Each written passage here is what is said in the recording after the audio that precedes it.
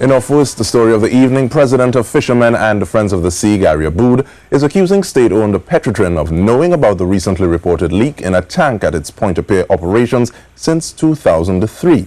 The tank was the source of the most recent oil spill. Mr. Aboud said the spill, despite Petrotrin's efforts to clean up, could still affect residents in the area. Marie Hall reports.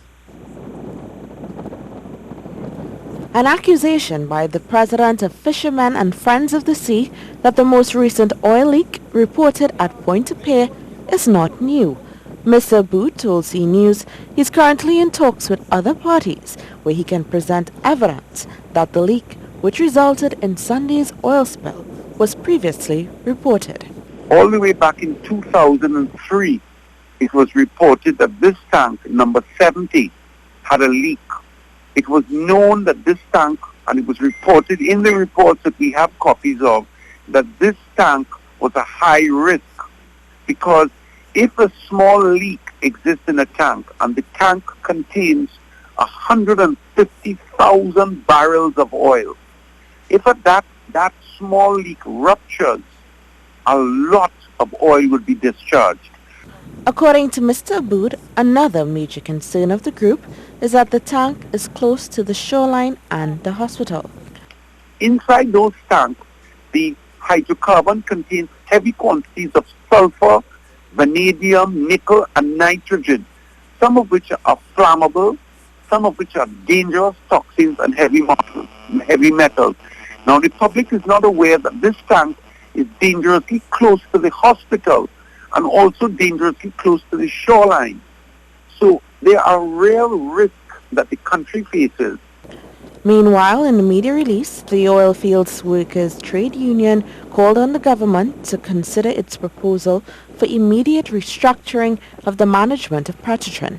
They said the latest oil spill has given credence to their claim that poor leadership decisions continue to plague this most important state enterprise.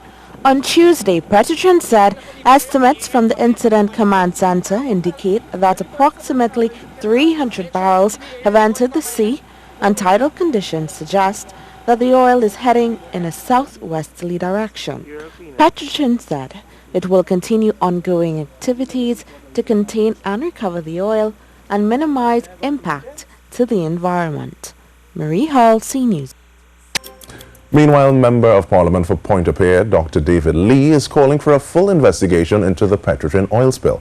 In a media release, the MP said the situation presents grave repercussions to the individuals who live within the surrounding areas, such as the Batu Avenue community in Marabella, as it poses significant health hazards due to the increased exposure of hydrocarbon releases in the atmosphere.